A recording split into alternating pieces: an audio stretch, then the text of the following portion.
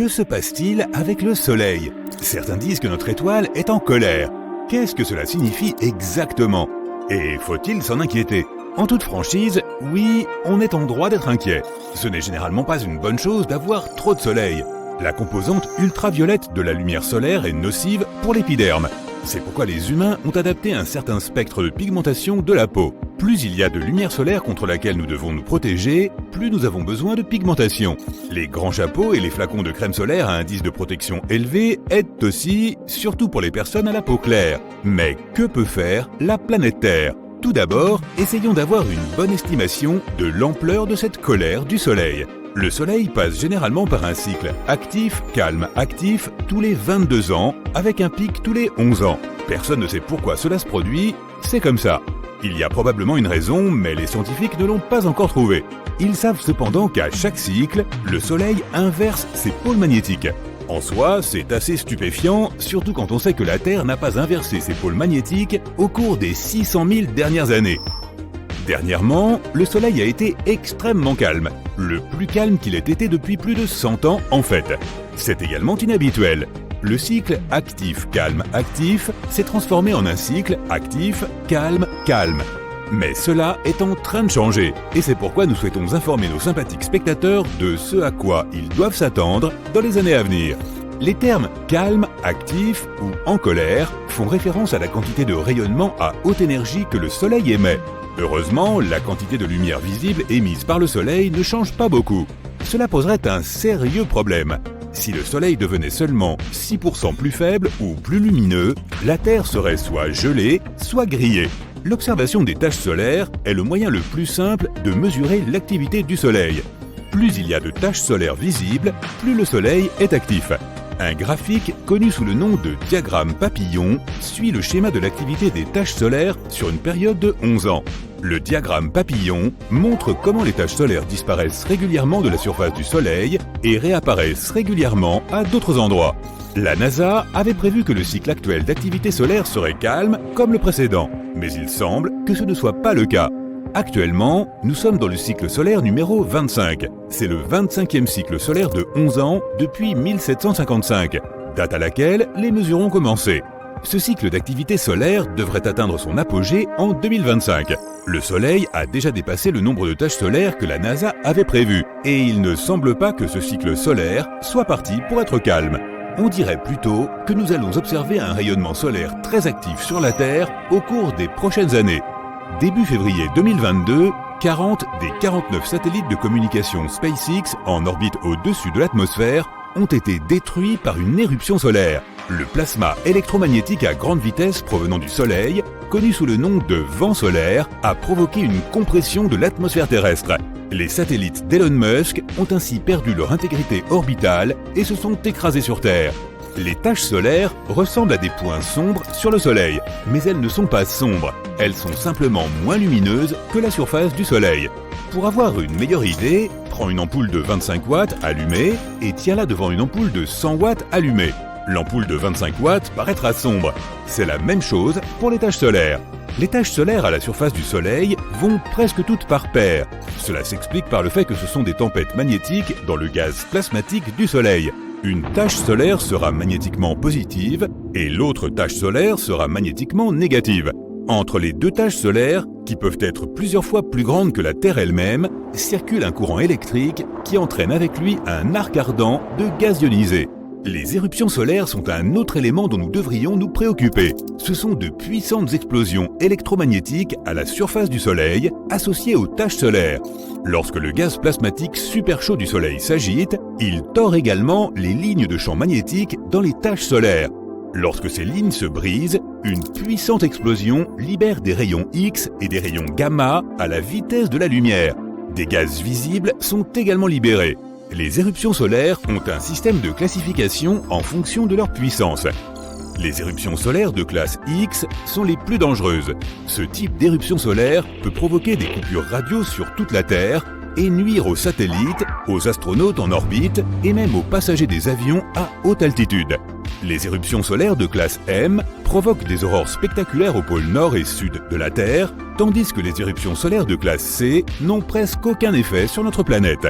Mais les éruptions solaires ne sont pas les plus grandes explosions qui se produisent sur notre étoile. CME est l'abréviation de Coronal Mass Ejection, soit éjection de masse coronale, et celles-ci sont beaucoup plus massives que les éruptions solaires, et plus dangereuses lorsqu'elles se dirigent vers nous. Comme leur nom l'indique, les éjections de masse coronale sont des explosions qui prennent naissance dans la couronne du Soleil. Elles projettent des millions de tonnes de gaz ionisé chaud vers l'extérieur de la couronne, qui est la couche de gaz mince et brillante qui entoure la surface du Soleil. La couronne du Soleil est beaucoup plus chaude que sa surface.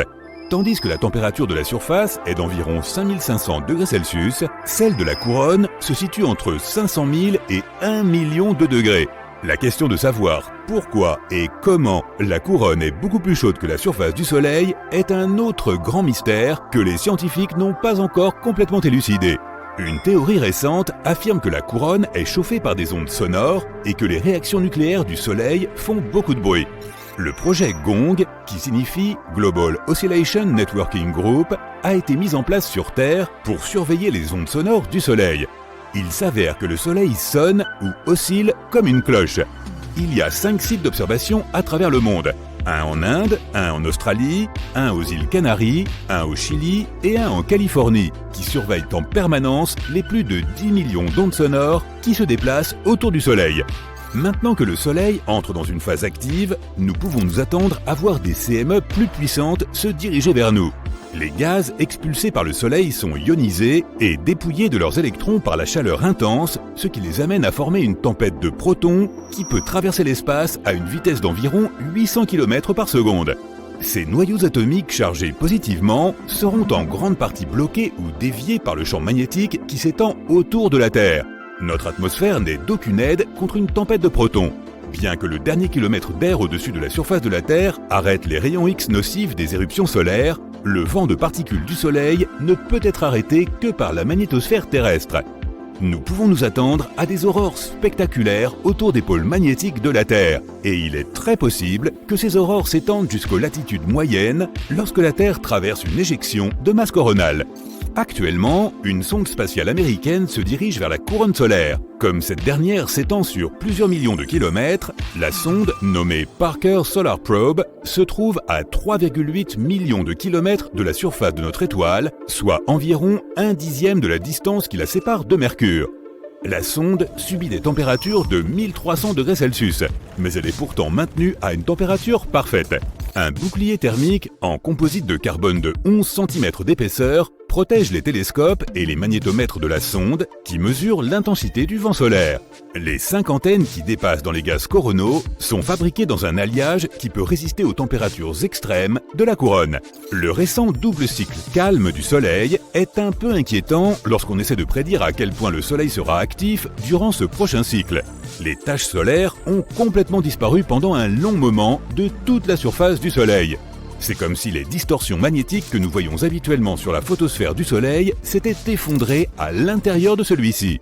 Un magnétisme intense arrive maintenant à la surface et perce dans la couronne. Le National Center for Atmospheric Research de Boulder, dans le Colorado, prévoit que ce cycle solaire, le numéro 25, sera l'un des plus forts jamais enregistrés. Le dernier cycle solaire a été très calme, avec un nombre de taches solaires de seulement 116, sachant que la moyenne est de 170. La prédiction pour ce cycle se situe entre 210 et 260 taches solaires, ce qui en ferait l'un des plus forts de tous les temps. Nous risquons de perdre davantage de satellites à cause d'un vent solaire plus fort. Nous pouvons également nous attendre à des surcharges du réseau électrique lorsque la tempête de protons atteindra son pic en 2025. Cela signifie que nous devons nous attendre à une interruption de nos services Internet, car les protons chargés positivement pénètrent dans les câbles, se dirigent vers les transformateurs et les surchargent. Le 12 mars 1989, une puissante CME a frappé la Terre et a causé des ravages absolus dans nos réseaux électriques. Allons-nous vivre quelque chose de cette ampleur dans un avenir proche ? Reste à l'écoute. Imagine une planète errante, un vagabond cosmique que personne ne voudrait raccompagner à la maison. En gros, une planète errante a déjà été éjectée de son propre système stellaire et flotte désormais sans but dans l'espace. comme un cow-boy solitaire cosmique. Ces planètes ne sont pas purement théoriques. Elles existent et les scientifiques en ont même détecté dans notre galaxie. En fait, les estimations suggèrent qu'il pourrait y avoir beaucoup de ces cosmonomades flottant autour de la Voie lactée. Et ce ne sont pas seulement de petits univers rocailleux comme la Terre. Certains d'entre eux sont des géantes gazeuses massives, plusieurs fois plus grandes que Jupiter. Ces mastodontes pourraient potentiellement avoir leur propre lune et même leur propre mini-système en orbite autour d'eux. Par exemple, l'une des planètes errantes les plus célèbres que nous connaissons porte un nom compliqué. Tiens, tu le lis toi-même. Elle est située à environ 80 années-lumière de la Terre et elle a été découverte en 2013. Sa masse est estimée à environ 6 fois celle de Jupiter et elle serait âgée d'environ 12 millions d'années.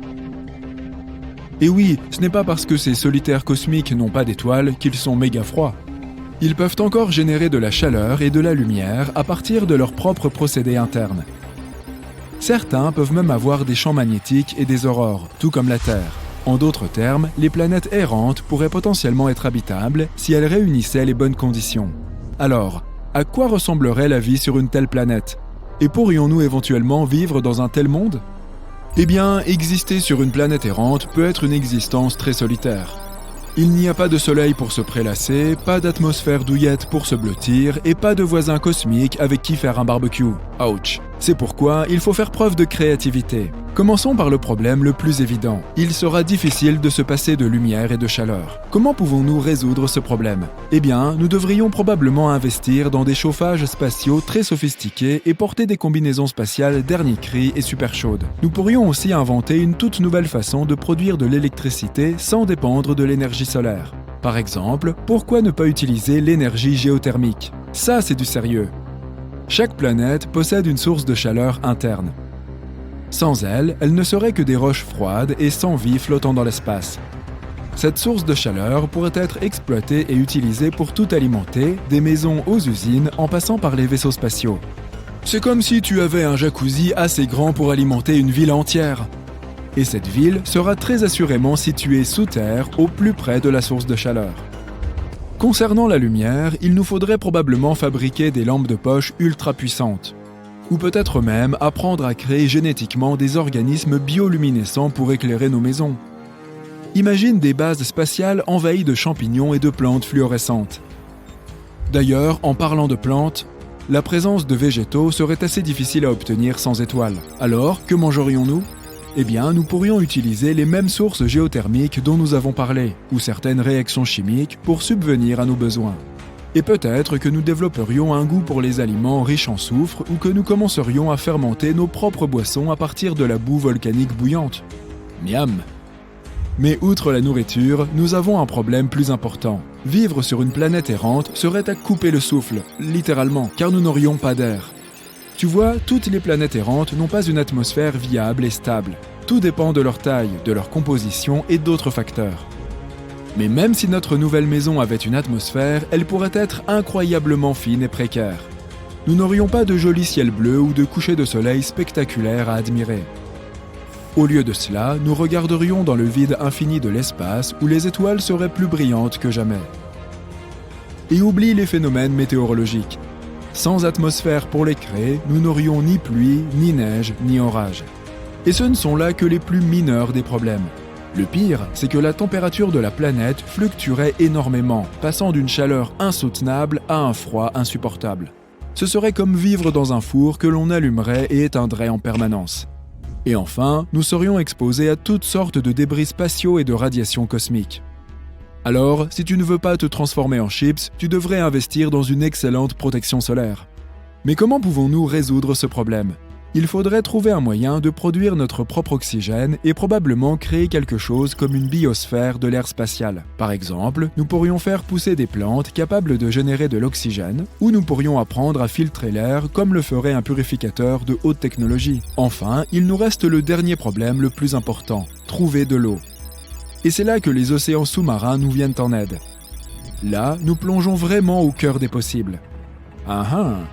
Mais sérieusement, les scientifiques suggèrent que certaines de ces planètes pourraient effectivement posséder des océans sous-marins. Ce serait comme vivre sur un ballon d'eau géant qui aurait été enfoui sous terre avec un sol sous tes pieds fait de glace et de roches. En d'autres termes, nous pourrions tout simplement puiser dans ces océans souterrains.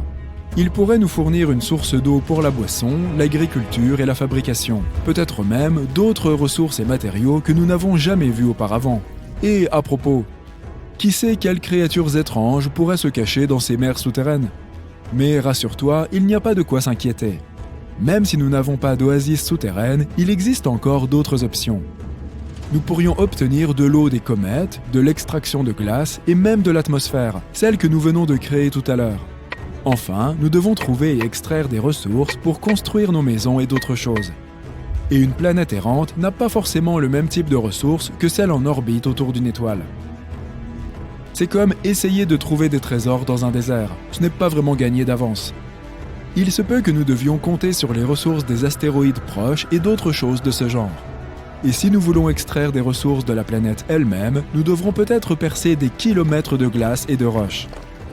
Mais si tu es prêt à relever le défi, il y a toujours une chance que tu fasses fortune sur une planète errante.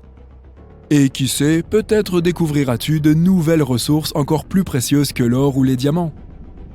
Super! On dirait que nous avons résolu les problèmes les plus importants. Il pourrait y avoir encore d'autres petites difficultés. Par exemple, nous devrions également faire face à des jours et des nuits très longs en fonction de la vitesse de rotation de notre planète. Et nous n'aurions pas un cycle jour-nuit normal et régulier. La rotation de notre planète pourrait être totalement imprévisible. Peut-être aurions-nous des semaines de nuit suivies de semaines de jours, ce qui pourrait vraiment perturber nos horaires de sommeil. Nous devrions peut-être mettre au point un café particulièrement fort pour tenir le coup pendant ces longues et sombres nuits. Mais théoriquement, nous pouvons nous adapter à toutes ces choses et surmonter tous les défis. Et enfin, bienvenue sur la planète errante, là où le soleil ne se lève jamais, mais où les aventures ne s'arrêtent jamais non plus. Grâce à notre technologie avancée, nous avons réussi à créer un environnement confortable et habitable dans ce monde autrefois stérile. Le ciel au-dessus de nous est maintenant d'une belle nuance de bleu, rempli de nuages blancs duveteux et d'un troupeau occasionnel de créatures volantes. Que demander de plus ? Lorsque nous nous aventurons hors de nos habitats souterrains, nous sommes accueillis par un monde plein de surprises. Des plantes et des animaux étranges se sont adaptés aux conditions uniques de cette planète, certains ayant des caractéristiques bioluminescentes qui brillent dans l'obscurité. Et fais attention si tu veux aller nager dans les océans souterrains. Ils pourraient abriter des créatures bizarres qui veulent se régaler de... Eh bien, tu vois ce que je veux dire, non ? Peut-être. Comme tu peux le constater, nous avons créé des villes tentaculaires et des communautés prospères, alimentées par l'énergie géothermique de la planète. Nous avons également créé un tas de sources de lumière artificielle qui éclairent les nuits sombres et froides. Bien sûr, nous avons encore quelques problèmes de guidage et de mesure du temps, mais les choses ne sont pas aussi ennuyeuses qu'avant, n'est-ce pas ?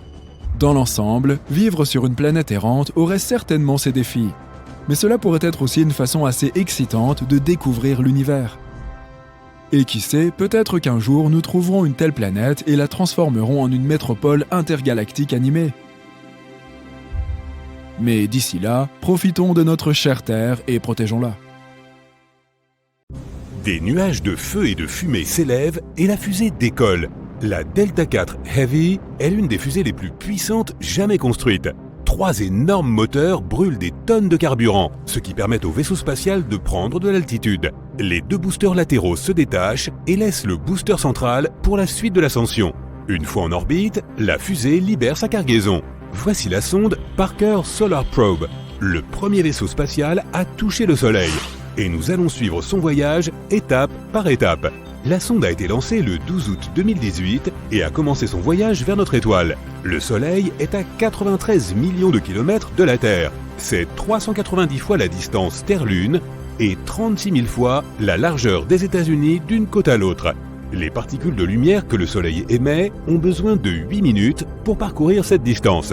Pour nos fusées classiques, ce voyage prendrait plus de 200 jours. Mais la sonde Parker Solar Probe l'a parcouru plus rapidement en utilisant des manœuvres gravitationnelles.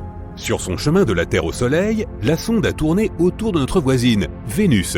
Il lui suffisait d'entrer dans le champ gravitationnel de la planète et de le laisser s'attirer. À ce stade, notre sonde spatiale a reçu un coup de pouce supplémentaire.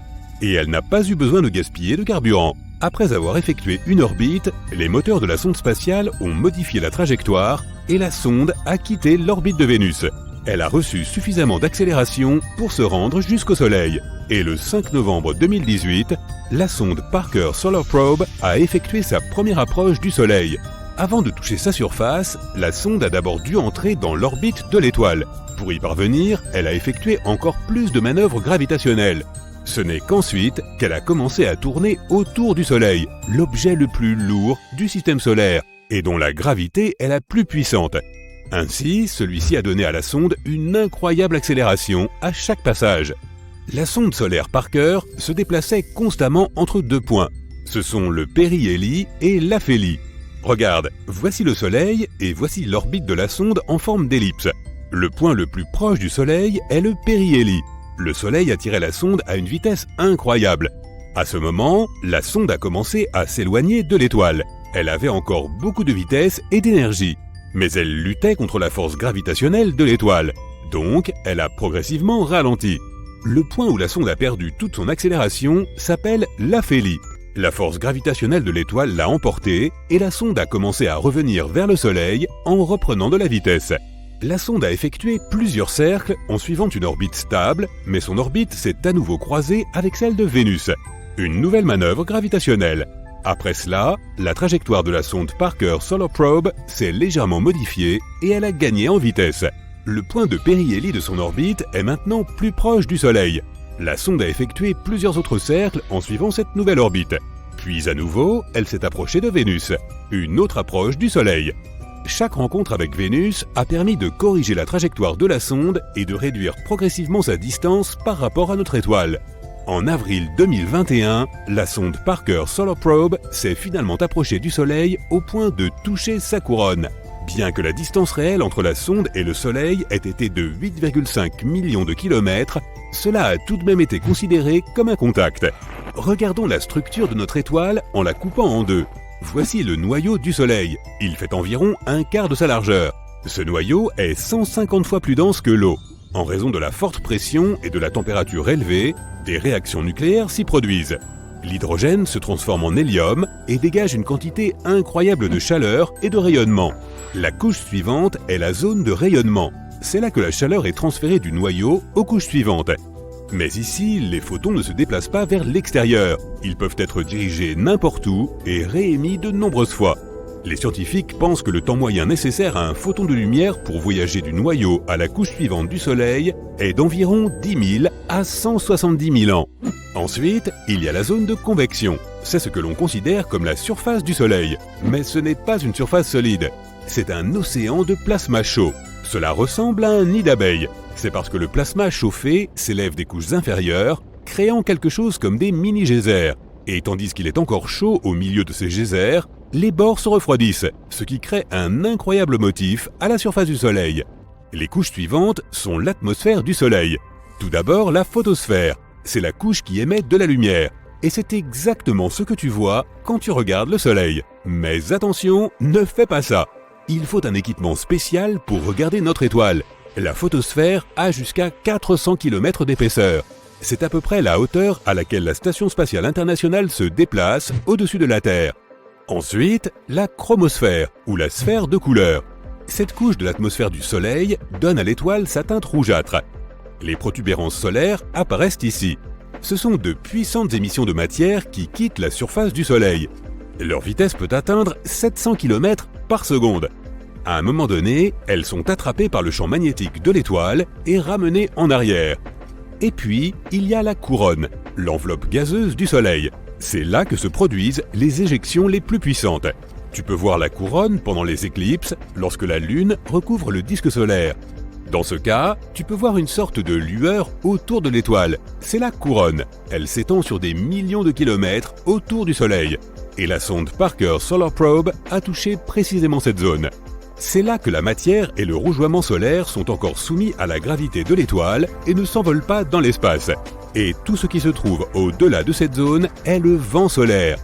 Ce sont les matériaux et les radiations qui parviennent à échapper à la gravité du Soleil et s'envolent vers l'espace. La sonde solaire Parker a surpris les astronomes en fournissant plus d'informations sur cette frontière. Il s'avère qu'il ne s'agit pas d'un mur circulaire parfait comme nous le pensions. La frontière est discontinue et inégale. Elle ressemble plus à une chaîne de montagnes. Ces régions bosselées ont cette forme à cause du flux irrégulier de plasma provenant de la surface du Soleil.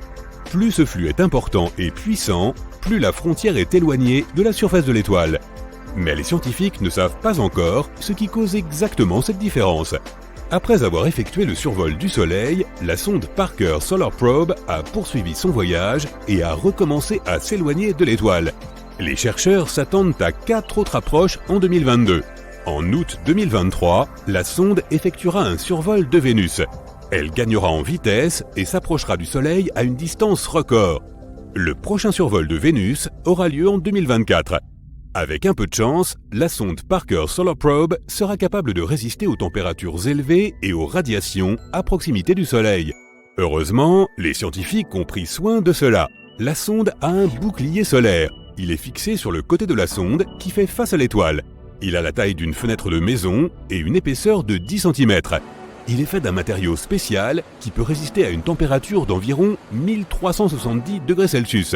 C'est presque 6 fois plus élevé que la température d'un four de cuisine classique. Le corps de la sonde est fait d'un matériau blanc qui reflète la lumière du Soleil. Tout l'équipement scientifique est placé au centre de l'ombre de ce bouclier. Si les rayons du Soleil frappent de près le corps non protégé de la sonde, tous les équipements seront hors d'usage en quelques dixièmes de seconde. La sonde solaire Parker est équipée d'un instrument d'investigation des champs électromagnétiques. Il s'agit d'un système permettant de mesurer les champs électriques et magnétiques, les ondes radio, la température et la densité du plasma. L'imageur à grand champ de la sonde Parker Solar Probe, ou WISPER, est un télescope optique, celui-là même qui a pris ces images étonnantes du plasma en mouvement dans la couronne de l'étoile. Ces courants sont ce que tu vois pendant les éclipses solaires. L'enquête sur les protons et les électrons du vent solaire mesure les protons, les électrons et les ions d'hélium. Elle aide les scientifiques à étudier les vents solaires. Elle nuit souvent à notre technologie. Des éruptions inattendues à la surface du Soleil provoquent de graves vents solaires. Ils peuvent brûler les puces des satellites en orbite autour de la Terre. Étant donné que nous avons l'ISS, où des gens travaillent en permanence, nous devons en savoir plus sur les vents solaires et sur la façon de nous en protéger. Alors que la sonde Parker Solar Probe poursuit ses recherches, elle a déjà établi plusieurs records mondiaux. C'est l'objet fabriqué par l'homme le plus proche du Soleil. C'est aussi le détenteur du record de vitesse. Lors de son approche finale du Soleil, la sonde a atteint une vitesse de 162 km par seconde. Cela signifie qu'elle pourrait couvrir la distance entre New York et Los Angeles en seulement 24 secondes. Et un voyage autour de la Terre prendrait environ 4 minutes. Un voyage vers la Lune dans un vaisseau spatial de ce type ne prendrait que 40 minutes. En 2025, la sonde Parker Solar Probe s'approchera au plus près du Soleil, atteignant une vitesse d'environ 690 000 km/h. Mais même cette vitesse ne représente que 0,064% de la vitesse de la lumière.